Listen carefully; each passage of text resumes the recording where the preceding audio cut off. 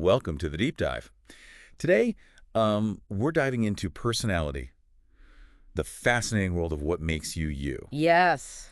We'll be exploring excerpts from Timeline Therapy and the Basis of Personality Right. by Tad James, and lots to uncover. Yeah.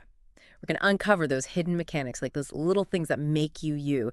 Get ready for some aha moments, because we're revealing how those memories, values, and beliefs, and even like the way you see time, all adds up to who you are. Yeah, it really goes beyond just like labeling yourself as an introvert or an extrovert. We're going to like unpack the very foundation of your experiences, the filters you use to just, interact with the world. I like that the filter. So Yeah. the book, it lays out 6 filters that shape your internal representation, like your own personal take on any event. Right. It's things like metaprograms and values, beliefs, attitudes, past memories, and decisions. It's almost like each of us is wearing like a unique pair of glasses that changes how we see everything. And what's really interesting is that these filters, they actually determine how you feel and act. Have you ever been in a situation where you reacted like totally differently from someone else, even though you were both experiencing the same thing? Oh, all the time. Like, I remember this one time, a coworker and I, we got some pretty tough feedback on a project. Yeah. And I remember I focused on the constructive parts and saw it as like a learning opportunity, but my coworker took it really personally. Oh, yeah. And they got super discouraged. That difference in reaction, it could be because of your unique filters. Maybe you have this really strong value for like growth, and you see feedback as like a stepping stone to something, while your colleague might place a higher value on like perfection and then experience the feedback as like a setback. Oh, that makes a lot of sense. So are we like basically stuck with these filters? Or can Yeah. we actually change them? The good news is that this book gives us a framework to understand and work with these filters, Yeah. which really, opens the door for personal transformation. I like that. Yeah, but before we get into that, let's explore another fascinating concept, the timeline. Okay, I'm intrigued. I've heard of that before, but I'm not exactly sure what it means. You can kind of imagine it as a mental map of your experiences in time, how you store memories of the past, the present, and even the future. Okay. And here's where it gets really interesting. There are different types of timelines. The book focuses on 2, in time and through time. Oh, okay. I think I definitely need a visual for this one. Okay, so picture this. You're working with a client who has a very through time orientation. They booked an hour-long consultation, and they see that time as like this really valuable thing. They'll likely try to squeeze every single minute out of that hour, making sure they get their money's worth. That sounds so familiar. I've definitely met those clients. Like they want to maximize every second. Right. So what would an in-time person be like in that same situation? An in-time person, they might see work and play as more like intertwined, They might be less concerned with those really strict schedules and deadlines, maybe even, blending personal calls or even like errands into their workday. It can be great for flexibility, but it can also lead to some clashes with those through-time colleagues who, they value structure and punctuality. I can see how those two timeline types could create some really interesting dynamics in like a workplace. Yeah. This is making me think about my own timeline. Yeah. I think I'm definitely more of an in-time person. I'm not always the best with deadlines. Yeah. But I find that I'm much more creative when I can like flow between different tasks and ideas. The book actually includes a transcript of a session where the host guides the participant to discover their timeline. It's really fascinating to see how this kind of abstract concept becomes tangible through that guided visualization. By becoming aware of your own timeline, you really get this deeper understanding of how you see and interact with time, which can have an impact on everything from your productivity to even like your relationships. Wow, that's interesting. Yeah. Now, this next part is a bit of a mind bender. The connection between language, emotions, and time. Okay. I've never really thought of emotions as being linked to time. Yeah, it might not be like super obvious at first, but certain emotions are inherently tied to our experience of time. Take guilt, for example. Yeah. Guilt keeps us like stuck in the past, focused on what we should have or could have done differently. So if we can shift our relationship with time, could we also shift our relationship with those past-focused emotions? That's exactly what the book suggests. It describes a specific technique using language to neutralize the guilt associated with a past event. Oh, interesting. We won't like give away the secret sauce here, but it really involves reframing your perspective on that event and seeing it in this new light. I'm definitely going to have to check out that technique. It makes you wonder, how much power are we giving to those past emotions? And what could be possible if we could learn to, like, let go of that guilt and move forward more freely? Now, let's dive into the fascinating world of metaprograms. Think of these as the underlying software that runs your like mental operating system. They shape how you perceive the world, filter information, and ultimately, make decisions. So it's like these metaprograms are running in the background, influencing our thoughts and actions That's without us even realizing it. exactly. And what's fascinating is that by understanding these programs, we can gain this incredible insight into our own behavior and even the behavior of like other people. Okay, I'm ready to decode my own mental software. So what are like some examples of these metaprograms? The book describes a whole range of metaprograms, but let's start with the four basic ones, which are similar to Jungian archetypes. Okay. So introvert, extrovert, sensor-intuitor, thinker-feeler, and judger-perceiver. Okay. Yeah, I'm familiar with those archetypes, but I'm curious to see how they connect to those metaprograms. So for our learner listeners, let's focus on one that seems particularly relevant, the judger-perceiver metaprogram. This one impacts how we approach decisions, deadlines, even like our tolerance for ambiguity. Think of it this way. Do you crave closure and like clear-cut answers, or are you more comfortable keeping your options open and adapting to changing circumstances? I'm definitely more of a judger. I love making lists, planning things out, and having like a sense of order. I get a little anxious when things are up in the air. How would a perceiver approach those same situations? A perceiver might be more spontaneous, preferring to go with the flow and embrace the unexpected turns that a project or like a journey might take. While a judger might see a change in plans as this like disruption, a perceiver might see it as this exciting opportunity for something new. This is making me realize that neither type is really better or worse. Yeah. It's that they just have different strengths and challenges. Yeah. Recognizing your own judger-perceiver tendencies, and those are the people you interact with, can help you understand each other better and work together more effectively. Absolutely. Like, for example, if you know you're working with a judger on a project, it might be helpful to provide really clear deadlines and expectations up front to like ease their need for structure. Oh, that's smart. And if you're working with a perceiver, just be prepared for some flexibility and allow space for their creative problem-solving skills to shine. This is already giving me some valuable insights into my own work style and how I can better collaborate with others. Oh. Okay, let's move on to a topic that's at the heart of who we are, values. The book emphasizes that values are like the bedrock of our motivation. Absolutely. They determine how we spend our time, what we prioritize, and what truly gets us like fired up. Yeah. Values are definitely something I've been thinking a lot about lately, especially as I'm like navigating big life decisions. But I've always wondered, where do our values actually come from? What's fascinating is that values aren't just like something we consciously choose one day. They're formed over time, particularly during, those key developmental periods we talked about earlier. Family, friends, cultural influences, and even major world events all play a role in shaping what we value the most. Oh, that makes so much sense. Like those who grew up during the Great Depression might have developed like a deep sense of scarcity and a strong emphasis on financial security, even if they're financially like well off now. It's like those early experiences left this lasting impact on their values. The book also highlights how the rise of television in the 1960s might have impacted that generation's values, potentially shaping their views on things like entertainment, information consumption, even like social interaction. Wow. It's fascinating to see how historical and cultural events can leave these like invisible fingerprints on our values. I'm starting to realize that we're all products of our times, carrying these unique sets of values that have been shaped by our individual experiences. And this understanding can be a real game changer for your personal and professional relationships. Oh, I'm curious to hear more about that. How can like understanding values impact our relationships? Well, imagine you're working on a project with someone from a different generation and you're having trouble seeing eye to eye on how to approach things. Perhaps you value speed and efficiency while your colleague values thoroughness and attention to detail. Recognizing that those differences might come from like your unique generational values can open the door to understanding and compromise. That's a great example.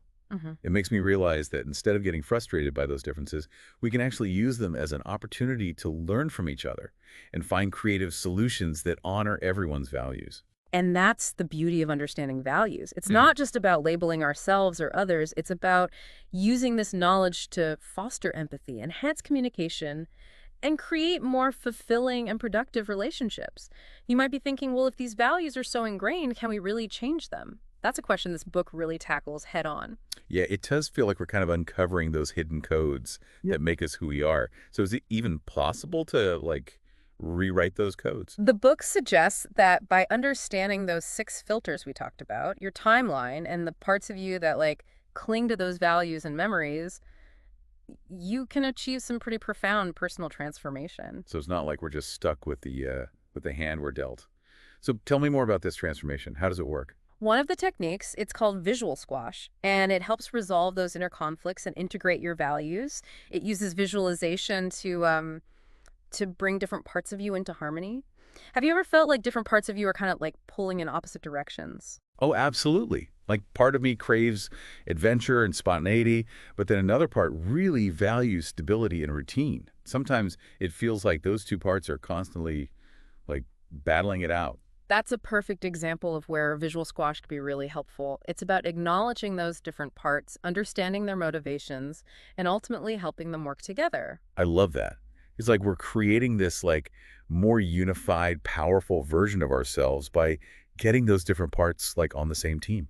Okay, I'm ready to explore some more of those meta programs. We talked about the 4 basic meta programs, but the book mentions a whole set of complex meta programs too. These complex metaprograms, they offer even deeper insights into the nuances of human behavior. There are about 16 to 24 of them, and they impact everything from how we process information to like how we even respond to stress. I'm feeling a little overwhelmed just thinking about all those meta programs. Can we break it down and focus on a few that might be especially helpful for those learner listeners out there? Absolutely. Let's look at the convincer filter. This is a really interesting one because it explains how people actually become convinced that something is true. I'm all ears. Tell me more about how this filter works. Some people are visually convinced they need to see it to believe it. Okay. Others might be auditory, needing to hear it, like explained or discussed. And some are kinesthetic, needing to experience it firsthand to be truly convinced. That makes so much sense. I've definitely encountered those different types of like learners. It's like some people need to see a chart or a diagram while others need to hear a lecture or have a hands-on activity to like really grasp the concept. And this knowledge can be incredibly helpful, especially if you're like a teacher or a trainer or anyone who, communicates information regularly. Yeah. By understanding your audience's convincer filters, you can tailor your approach to resonate with their learning styles. This is making me rethink every presentation I've ever given. Imagine being able to like hit all the senses, visual, auditory, and kinesthetic to make your message truly stick. It's not always about hitting all the senses, but about being strategic. Imagine you're trying to pitch a new product. Okay. If you know your client is visually convinced, having a demo or like a compelling visual presentation could be key. If they're auditory, you might focus on sharing testimonials or even like a strong narrative. It's like having a cheat code for effective communication. Now, I'm curious about another meta program, the information gathering style. Yeah. This one feels particularly relevant to our learner listeners. This meta program is all about how people prefer to take in information. Okay. Some people are really specific in their approach, focusing on those details and concrete facts. Others are more general, preferring to get the big picture first and then fill in the details, later. I can see how this could create like challenges in communication. Mhm. A specific person might get bogged down in the details and miss the overall message, while a general person might get frustrated with a lack of concrete information. Exactly. Imagine a specific person trying to explain something to a general person. Right. They might start by listing every single detail while the general person is thinking, just get to the point. It would be like talking in two different languages. Yeah. So how can we bridge that gap and communicate more effectively across those different information gathering styles? The key is to be aware of your own style and the style of the person you're communicating with. If you know you tend to be specific, make an effort to summarize the key points before diving into all those details. Okay. And if you're working with a general person, be prepared to provide them with that big picture first and then offer to, delve into the specifics as needed. This is giving me a whole new perspective on how I approach learning and teaching. I'm definitely going to have to pay more attention to those information gathering styles in my future interactions. Yeah. Okay, I have one more metaprogram question. The book mentions the time axis filter and how it relates to those timelines we were talking about earlier. The time access filter, it describes how people actually access memories. Some have what's called random access. They can easily jump back and forth through time, pulling up specific memories as needed. Okay. Others have sequential access, needing to move through time linearly to reach a specific point in their past. This makes me think of those old cassette tapes where you had to fast forward or rewind to find a specific song. Right. A random access person would be like a CD player, able to skip directly to the track they want, while a sequential access person would be stuck with the tape, having to go through the songs in order. That's a perfect analogy. And imagine how those two types might experience a conversation about, a past event. Okay, yeah. A random access person might easily jump to a specific memory, while a sequential access person might need to mentally retrace their steps through time to get there. It would be like talking in two different time zones. So how can we be more mindful of those different time access filters in our conversations? Yeah. If you're talking to someone who's sequential, be patient and give them the time they need to mentally access the memory. You might even offer prompts to help them along the way. Okay. And if you're the one with sequential access, don't be afraid to ask for clarification or even to take a moment to gather your thoughts before responding. This is reminding me of how important it is to be patient and understanding in our communication. We're all wired differently, and recognizing those differences can make our interactions so much smoother and more enjoyable. Now, remember, the book doesn't just lay out all these fascinating concepts. Right. It provides practical techniques for changing your personality based on these principles. We touched on visual squash earlier, but tell me more about how this personality sculpting works. One of the key concepts is understanding the role of parts within your personality. Think of these parts as sub-personalities, each with its own set of values, beliefs, and motivations.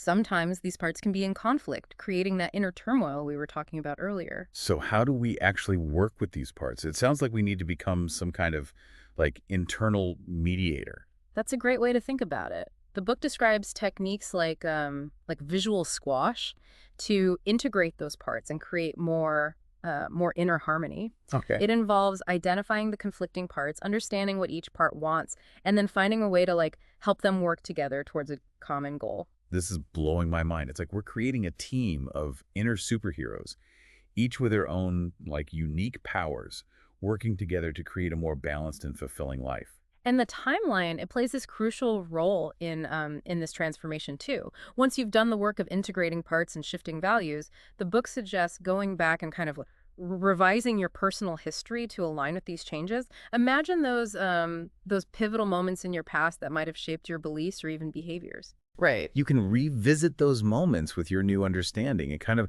rewrite the narrative in a way that supports your growth. It's like we're taking control of our own life stories, creating a more empowering and inspiring narrative for the future. Okay, now I'm really curious about that hierarchy of ideas we briefly touched on. Yeah. It sounds like a really powerful tool for understanding different perspectives. It's all about how we chunk information, moving from those specific details to broader concepts and back again. Imagine a pyramid. Okay. At the bottom, you have these specific details, facts, data, concrete experiences. As you move up the pyramid, you kind of chunk those details into broader categories and concepts. At the very top, you have the most abstract ideas like values, beliefs, principles. Okay, I'm starting to see the pyramid. Yeah. But how does this hierarchy of ideas actually play out in our everyday conversations? Let's say you're trying to explain a complex idea to someone. If you start at the top of the pyramid using really abstract language and broad generalizations, you might lose them in the details. It's like trying to build a house without a foundation. But if you start with concrete examples, relatable stories, and then gradually connect those to the bigger picture, you're building that solid foundation for understanding. Exactly. And this applies to so many areas of life, from giving presentations to having like difficult conversations to simply trying to understand where someone else is coming from. Okay, this is sparking my curiosity. Are there any like tips or tricks for navigating this hierarchy of ideas effectively? It feels like a superpower I want to develop. The key is to become adept at moving up and down the hierarchy with ease.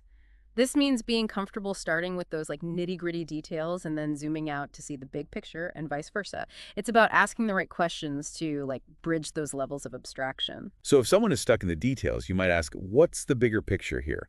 What's the purpose of this? And if someone is speaking in vague generalities, you might ask for specific examples to kind of like ground the conversation. Exactly. It's about finding that common ground, that shared understanding that allows for meaningful and productive communication. This is giving me a whole new framework for approaching conversations. It's like having a roadmap for navigating the complex landscape of like human thought. And this brings us to another important point. The book acknowledges that changing beliefs and values can be challenging. Right. Sometimes we hold conflicting values, creating inner turmoil and indecision. It's like having two opposing forces battling it out within us, pulling us in like different directions. How do we address those internal conflicts? One approach the book describes is values elicitation, uncovering your hierarchy of values and then exploring the potential conflicts between them. It's like shining a light on those hidden tensions and bringing them into like conscious awareness. So how would this work in practice? Imagine you're working with a client who's struggling with procrastination. You might start by helping them identify, their top values. Maybe they value both achievement and relaxation. Okay. However, their current behaviors might be prioritizing relaxation over achievement, leading to like procrastination. It's like those values are out of balance, right? Exactly. By understanding this conflict, you can work with the client to reprioritize their values, creating alignment between their actions and what they truly hold dear. This deep dive is making me realize that personal growth isn't just about like setting goals and developing habits. Right. It's about understanding the deeper structure of our personalities, those underlying values and beliefs that drive our actions and shape our experiences. And speaking of how those deeper structures shape our experiences, let's talk about sociologist Morris Massey's framework for understanding personality development through different life stages. He suggests we go through three key periods that really, shape our core values: the imprint period, the modeling period, and the socialization period. Okay, let's break this down. What's happening during each of these periods? The imprint period takes place from birth to around age 7. During this time, we're just like incredibly impressionable, absorbing everything around us like little sponges. Our values are heavily influenced by our families, caregivers, and early childhood experiences. It's like we're downloading the operating system for our values during those really formative years. Then comes the modeling period, roughly from ages 8 to 13. Okay. During this stage, we start to look beyond our immediate families and model the behaviors and values of like people we admire, teachers, celebrities, even fictional characters. It's like we're expanding our programming, taking in new influences, and shaping our values based on those we aspire to be like. Finally, we enter the socialization period from ages 14 to 21. Our social circles expand even further, and our values are influenced by our peer groups, cultural trends, and societal norms.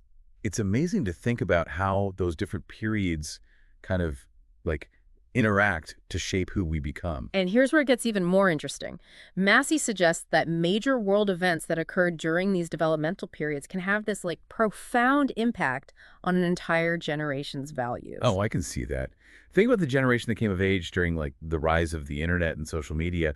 Their values and perspectives on things like communication, community, even identity have been shaped by those technological advancements. Exactly. It highlights how we're all part of this larger cultural narrative, shaped by the forces of history and the evolving landscape of our world. This is making me realize that those generational differences we often talk about, they aren't just about age. Right. They're about those deeper values and beliefs that have been forged in the crucible of like shared experiences. And the book takes this concept a step further, suggesting that these generational values have shaped our cultural landscape, influencing everything from like marketing trends to workplace dynamics to even how we approach those social and political issues. This is giving me a whole new lens for understanding the dynamics at play in society. It's like we're seeing those invisible forces that shape our beliefs and behaviors, those shared values that connect us as a generation.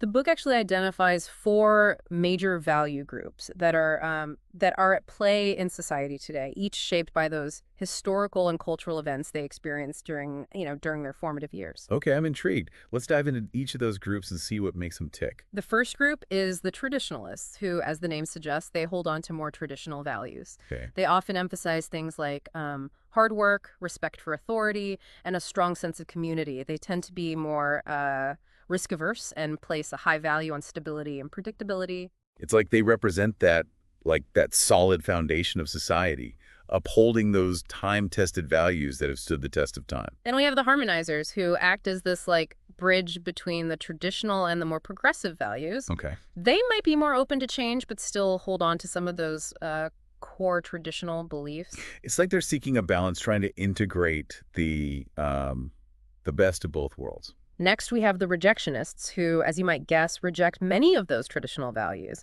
They tend to be more individualistic, questioning authority, and embracing change and innovation. It's like they're the disruptors, challenging the status quo and pushing for new ways of thinking and being. And finally, we have the synthesizers who are coming of age in this world of rapid change and uncertainty. They're often more globally minded, tech savvy, and concerned with, social and environmental issues. Like they represent the future, bringing this fresh perspective and new solutions to the table. Understanding these different value groups can be incredibly helpful in navigating our increasingly diverse and complex world. I can already see how this applies to everything from understanding political debates to bridging generational gaps in the workplace to even simply having more meaningful conversations with people who hold different views than our own. And the book doesn't just leave you with this fascinating theoretical framework. Oh, yes. It offers practical techniques for working with these values, both within ourselves and in our interactions with others. One approach it describes is values utilization. I'm curious about this one. What is values utilization all about? Values utilization is about leveraging the power of someone's values to really motivate and inspire them. Instead of simply focusing on, the task at hand, you tap into their deeper values, connecting their efforts to something that truly resonates with them. So if I'm trying to inspire my team to achieve this really challenging goal, instead of just outlining the steps, I might highlight how achieving this goal aligns with their values of collaboration, innovation, or making a positive impact. Exactly. By framing the goal in terms of their values, you're really tapping into their intrinsic motivation, making them more likely to buy in and go the extra mile. This is such a powerful technique. Yeah. I can see how it applies to so many areas of life, from parenting to leadership to even simply building stronger relationships. The book also provides techniques for changing our own values if we find they're no longer serving us. Okay. One powerful technique is that visual squash we discussed earlier. You mean the technique where we visualize bringing those conflicting parts of ourselves into harmony, creating this new super part that embodies the best qualities of each? Exactly. And you can use this same technique to work with conflicting values. Let's say you value both security and adventure, but your current lifestyle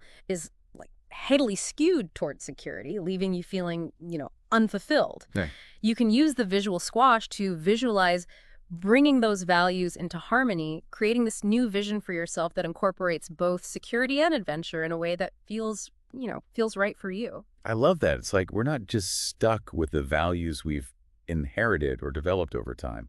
We have the power to consciously choose the values that align with who we want to be and create a life that reflects those values. Now, the book also provides insights into how those values are reflected in our communication styles and behaviors. Remember how we talked about the in time and through time orientations earlier? Right, those different ways of perceiving time. It's like speaking different languages. Exactly. Imagine a through time person trying to communicate with an in time person. The through time person might lay out this detailed plan step by step, while the in time person might be more focused on the the overall vision and how everything connects. I can see how that could lead to like so much miscommunication and frustration. The through-time person might feel like the in-time person isn't being like practical or organized, while Yeah. the in-time person might feel like the through-time person is getting lost in the weeds and missing the big picture. Precisely. The book suggests that understanding those differences can be crucial for effective communication. It's about adapting your style to match the other person's, way of processing information. Yeah. If you know you're talking to a through-time person, try to be more linear and sequential in your explanations. And if you're talking to an in-time person, try to focus on the big picture first and then offer to fill in those details as needed. This is such a helpful reminder. I'm definitely going to be more mindful of those different timeline types in my future conversations. The book also explores how our values can shape our emotional responses, particularly in those, stressful situations. It introduces another fascinating meta program called the emotional stress response. Okay, I'm feeling a bit stressed just thinking about stress. Tell me more about this meta program. It's about how we tend to react when things get tough. The book identifies three main types of emotional stress responses: thinking, feeling, and choice. I'm guessing thinking folks are those who go into like problem-solving mode, analyzing the situation logically. Exactly. They try to detach from their emotions and find that rational solution. Feeling individuals, on the other hand, might become more immersed in their emotions, seeking support and connection. It's like they need to process those emotions to like really make sense of the situation. And then you have the choice individuals who can flexibly move between thinking and feeling, choosing the most effective response based on the situation. It's like they have this like emotional toolkit they can draw from. So how can we use this knowledge about uh, emotional stress responses to navigate those challenging situations more effectively? Well, first, it's helpful to recognize your own typical response. Okay. Do you tend to shut down emotionally, reach out for support, or find a balance between the two? Once you understand your own response, you can be more compassionate and understanding of others who might react, differently. This is making me realize how important it is to like not judge others for how they handle stress. Yeah. We all have our own like unique ways of coping, and what works for one person might not work for another. Exactly. And recognizing those differences can help us avoid misunderstandings, manage expectations, and find more effective ways to support each other when things get tough. This is giving me so much to think about. I'm already starting to like analyze my own emotional stress response and those of the people, in my life. Now, the book goes even further, suggesting that our values are deeply intertwined with our sense of self. They're not just preferences; they're part of our identity, who we believe ourselves to be. That makes so much sense. When I think about the things I value most, like honesty, kindness, creativity, those feel like essential parts of who I am, not just things I happen to like. When our actions align with our values, we feel this sense of integrity, authenticity, and wholeness. But when we act in ways that contradict our values, we might experience, dissonance, guilt, or a sense of being out of alignment. It's like we're betraying ourselves when we go against our own like values. And when we live in accordance with them, we feel this like deeper sense of peace and purpose. That's a beautiful way to put it, and this leads to one of the book's key messages. By consciously aligning our actions with our values, we can create a life that feels more purposeful, fulfilling, and authentic. I love that. It's like Yeah. we're using our values as this compass to guide us toward a life that feels true and meaningful. Now, the book also provides insights into how our values can be reflected in, our relationships. Right. It suggests that we tend to be drawn to people who share similar values, creating this sense of connection and understanding. It's like those shared values create this like foundation of trust and rapport. And when we share those core values with our partners, our friends, our colleagues, we're more likely to see eye to eye on important decisions, navigate conflicts more effectively, and feel this deeper sense of belonging and support. This is making me think about my own close relationships. The people I feel most connected to are those who share my core values like integrity, compassion, and a love of learning. It's like those shared values create this sense of resonance, a feeling of being on the same, like, wavelength. Now, the book acknowledges that even in relationships with shared values, conflicts can, still arise, Right. but it offers techniques for navigating those conflicts constructively using tools like the visual squash to find those win-win solutions that honor everyone's values. I can see how that would be helpful. Instead of getting stuck in this, like, power struggle, we can use those tools to understand each other's perspectives and find solutions that feel good for, for everyone involved. The book emphasizes that changing values can be challenging. Yeah. It requires introspection, honesty, and a willingness to step outside our comfort zones. It's like embarking on this inner journey of self-discovery and transformation. Wow. But the book encourages us to approach this journey with curiosity, compassion, and a sense of adventure. I like that. It reminds us that we're not fixed, we're constantly evolving, and by understanding those forces that shape our personalities, we can create a life that's truly, aligned with our deepest values and aspirations. This deep dive is giving me this renewed sense of hope and possibility. It's like we're not just passive recipients of our personalities. We have the power to, like, shape them to become the best versions of ourselves. And remember those different levels of existence we talked about, the ones that describe how our values and motivations evolve over time. The book suggests that by understanding those levels, we can not only navigate our own personal growth, but also gain insights into those larger dynamics at play in, society. I'm ready to take this to the next level. Yeah. So we're talking about using this framework to understand everything from cultural trends to, like, political movements to the evolution of human consciousness itself. Exactly. It's about recognizing that we're not just individuals, we're part of this larger collective, and our values and beliefs are interconnected in ways we might not even realize. This is giving me a whole new perspective on the challenges and opportunities we face as, like, a society. It's like we need to understand those deeper levels of human motivation to create a more harmonious and sustainable future. The book provides some fascinating insights into how those levels of existence are playing out in the world today. Okay. For instance, it highlights the tension between those who are holding on to those more traditional values and those who are embracing more progressive, globally minded perspectives. It's like we're witnessing this clash of values, a struggle to define who we are and where we're, like, headed as a society. How can we navigate those tensions and find common ground? The book suggests that understanding those underlying values can be key to bridging those divides. It's about going beyond those surface level disagreements and recognizing the deeper values and needs that are driving those different perspectives. So instead of getting stuck in this, like, us versus them mentality, we can try to see the world through each other's eyes, understanding the values that are shaping those different viewpoints. Exactly. And the book provides practical techniques for applying those insights to your own life and interactions with others. I'm all about practical application. Yeah. What are some of those techniques? One approach is values-based communication. It's about going beyond those surface-level conversations and connecting with others on a deeper level, understanding and respecting their values, even if they differ from your own. It's about listening with empathy, seeking common ground, and finding ways to bridge those differences. That sounds like a recipe for more meaningful and fulfilling relationships. The book also provides techniques for resolving those values conflicts constructively, suggesting tools like the visual squash, which we've already, discussed. Right. It's about finding creative solutions that transcend that either thinking and create this sense of shared purpose and understanding. I love how these tools can be applied to, so many areas of life, from personal relationships to workplace dynamics to even, global issues. We're being given this toolkit for creating a most harmonious and compassionate world. And the book emphasizes the importance of self-awareness in navigating those complex dynamics. It encourages you to take time for introspection, to understand your own values, and to recognize how they shape your perceptions and behaviors. This is reminding me of that ancient Greek aphorism, know thyself.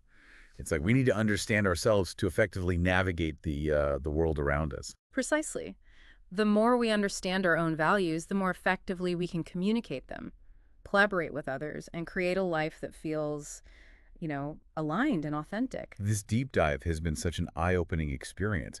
I'm already starting to see the world through this, new lens, recognizing the power of values in shaping not just our own lives, but also the larger the larger human story. And remember those different types of timelines we talked about, the in time and through time orientations? Hmm? The book suggests that those different timeline types can actually impact how we experience emotions. My mind is blown. So how we perceive time can actually shape how we feel. That's the idea. For instance, the book suggests that through time, individuals who experience time as linear and sequential might be more prone to like dwelling on the past or worrying about the future, which could lead to feelings of, guilt or anxiety. It's like they're caught in the flow of time, being like swept away by those past regrets or future anxieties. And in time, individuals who experience time as more holistic and present-focused might be more likely to savor the present moment and let go of those past or future worries more easily. It's like they're able to step outside the time stream and find a sense of peace and presence in the now. It's not always so black and white, of course. Each timeline type has its own strengths and challenges. The key is to become aware of your own timeline orientation and how it might be impacting your, emotional experience. This is giving me so much to think about. I'm already starting to reflect on my own timeline and how it might be shaping my emotional landscape. The book provides techniques for working with your timeline to create a more balanced and fulfilling emotional experience. Okay. For example, it suggests that if you're prone to dwelling on the past, you might practice like shifting your focus to the present moment, savoring those good things in your life, and cultivating gratitude for what you have. It's like rewiring your brain to focus on the positive and let go of those past hurts or regrets. And if you find yourself, constantly worrying about the future, the book suggests techniques for bringing yourself back to the present moment, practicing mindfulness and trusting that things will unfold as they should. It's like they're really tapping into that innate human drive for purpose and meaning. Right. So the book actually provides some practical tools for cultivating values-based leadership. Yes, it does. Oh, I'd love to hear more about those tools. I'm always, Yeah. looking for ways to be a more effective and aspiring leader. So what are some of the things those values-based leaders do differently? The one thing is that they very clearly articulate their own values, like what they believe, and then how those values inform all their decisions. Oh, They create a culture of trust and transparency where everyone feels really safe to share their own values and perspectives, and they empower others to take ownership and, find fulfillment in their work, recognizing and celebrating those contributions that align with those shared values. that makes so much sense. It's about creating an environment where everyone feels valued, heard, and connected to like a shared purpose. Yes. It's not just about like what you achieve, but it's about how you achieve it. Exactly. So it sounds like understanding the values of your team members is really crucial to this whole approach. Absolutely. The book suggests using tools like values elicitation, which we talked about earlier, to uncover those core values that drive your team members, colleagues, even your loved ones. Right. Values elicitation. That's about asking insightful questions to uncover those like deeply held beliefs that really motivate people's actions and decisions. Yes, I could see how that would be such a valuable tool for building stronger relationships and more cohesive teams. absolutely. It's like you're speaking each other's language. You understand the motivations and aspirations that drive each person. Precisely. By understanding those underlying values, you can tailor your communication, create a more supportive and inspiring environment, and foster a sense of shared purpose and meaning. It's not just about getting people to, do what you want, but it's about inspiring them to want to contribute their best. This is giving me so many ideas for how I can improve my own leadership skills. I'm going to start incorporating values elicitation into my interactions with my team. That's great. Now, I'm also curious to hear more about how our values impact our decision-making processes. I've definitely noticed that some decisions just like feel easier than others, and I'm wondering if that's connected to my values. The book suggests that our values act as a kind of internal compass, guiding us towards choices that feel aligned with our deepest sense of self. When you're faced with, a decision, your values can help you weigh the pros and cons, consider those potential consequences, and ultimately, make a choice that feels authentic and aligned with who you want to be. That's such a helpful framework. It's like our values are like this filter for our decisions, helping us choose the path that feels like most true to ourselves. Yes. So if a decision feels out of alignment with my values, it's going to create that like inner dissonance, that feeling of unease. Hmm. But if a decision feels aligned, it's going to feel right, even if it's challenging. Exactly. And the book provides some practical techniques for integrating values into your decision-making process. Oh, okay. I'm ready to take notes. Yeah. So what are some of those techniques? One is to simply take some time to reflect on your core values before you even make the decision. Ask yourself, how does each option really align with what I truly value? Okay. Consider those potential long-term consequences of each choice in light of your values. And you can even seek guidance from, trusted mentors or advisors who share those similar values. This is giving me a whole new framework for approaching decisions, both big and small. Hmm. It's not just about what seems like logical or practical. It's about making choices that align with my deepest sense of self and creating a life that feels truly meaningful. This is making me think about the connection between values and creativity. Yeah. I've always felt like my most creative work comes from a place of passion and purpose, and I'm wondering if that's connected to my values at all. The book explores that connection, suggesting that our values can act as a source of inspiration, fueling our passions and guiding us toward those innovative solutions. Think about it.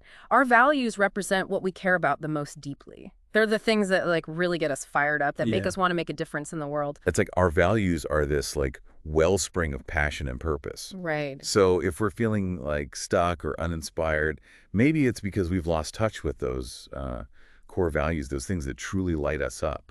That's a great insight. And the book offers some ways to tap back into that wellspring and foster that values-driven creativity. Oh, I'm all ears. Uh, So what are some of those suggestions? One is to identify your core values and then, reflect on how they might spark new ideas. Okay. Another is to surround yourself with people who share those similar values and create the supportive environment for innovation. Hmm. And challenge yourself to see problems through the lens of your values, seeking solutions that align with what you truly, care about. I love that. It's like we're turning our values into fuel for creative expression. Exactly. I'm also curious to hear more about the connection between values and our experiences of joy and fulfillment. I've definitely noticed that when I'm living in alignment with my values, I feel a much deeper sense of purpose and like happiness. The book dives into that topic too, suggesting that when we live in alignment with our values, we naturally experience a deeper sense of purpose and meaning, leading to greater happiness and well-being. It encourages us to really embrace our values, to let them guide our choices, and to create a life that, reflects what we truly hold dear. It's about letting those values be your North Star, guiding you toward a life that feels authentic and fulfilling. This deep dive has been such a transformative experience. I'm already starting to like see the world through a new lens, recognizing the power of values in shaping not just our own lives, but also the larger human story. I'm feeling so much more empowered to create a life of purpose, meaning, and fulfillment. That's fantastic to hear. And remember, this deep dive has just, scratched the surface of the rich insights and practical techniques offered in Timeline Therapy and the Basis of Personality by Tad James. So if you're ready to go even deeper, I highly encourage you to check out the full book. Yes, absolutely. It's a treasure trove of wisdom and practical tools for personal growth and transformation. Thanks for joining us on this deep dive, fellow knowledge seekers. Until next time, keep exploring, keep learning, and keep living a life that's true to your values.